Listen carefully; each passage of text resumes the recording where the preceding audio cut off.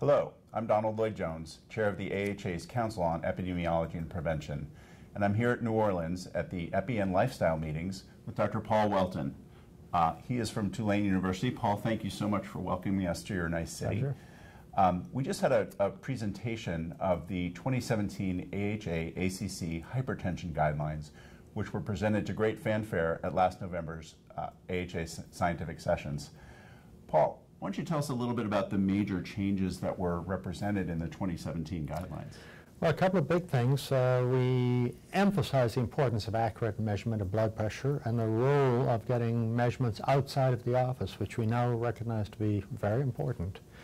We redefined the classification of hypertension. So where it used to be 140 over 90, we're now saying 130 over 80.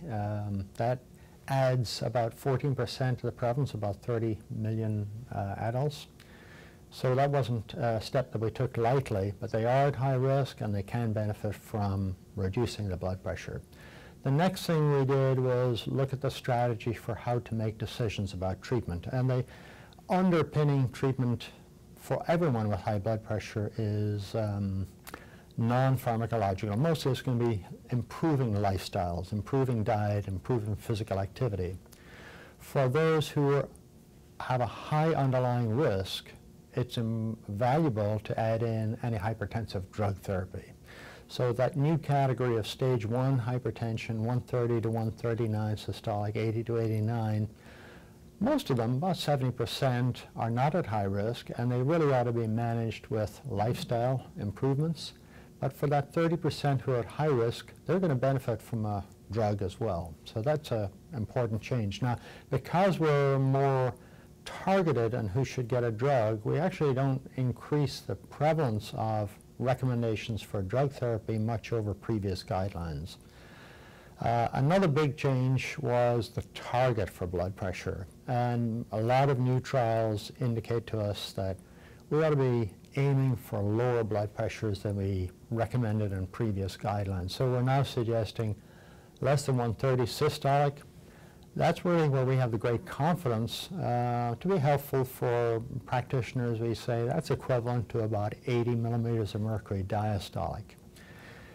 Collectively, improving the diagnosis, being more thoughtful about who to get antihypertensive drug therapy, and lowering the target for blood pressure, all those things are likely to improve the health of adults in the U.S., and hopefully our guideline will be helpful to providers. One thing we also really stressed is how to improve control rates, because we've done better over time, but we're still not doing anything like as well in the general aspect of treatment than we see in some of the well-organized systems of care. So we're at about 50% control for the 140-90. We know we can get that up to about 90%. So there are a lot of strategies we've learned now that can help practitioners to improve control rates. So those are some of the big aspects, but there's a lot in the guideline, and for particular situations where a clinician might have a question, they can go in and get the information pretty quickly, and we hope it'll be helpful to the clinician. And Paul, these guidelines were endorsed by a number of different societies. But as always, when they come out, I think people take time to digest them. There's perhaps a little bit of controversy. How do you see the reception so far? I think for the most part pretty good, especially those who have really looked at the guidelines. They sort of make sense. We stewed over them for about 3 years. It's not easy to change, and we'll always have disagreement around the margins, but I think most people are pretty much on the same page for the major recommendations. So I hope that they will be helpful. I hope that they will be embraced.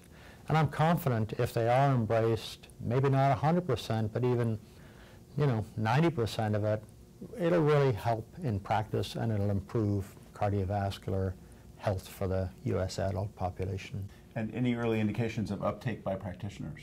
I think too early to say. A lot of positive feedback, but a little too early to say at this point in time.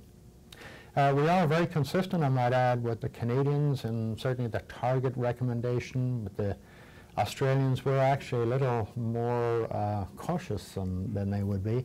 Europeans are going to be coming out with their guidelines. They are also, like ours, important and influential around the world.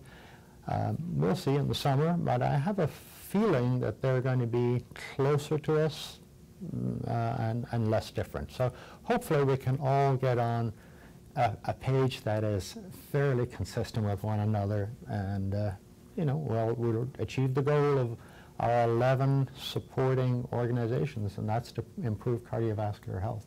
So to recap, new approaches to diagnosing and classifying high blood pressure that really recognize the risk that exists in the population, more intensive treatment to get to lower targets in those in whom drug therapy is required, and a lot of nice approaches, I think, for the management of blood pressure, both with individual patients and in health systems. So Paul, I want to thank you very much for being here with us, and hope everyone will take the opportunity to read the guidelines and get to know them. Thank you.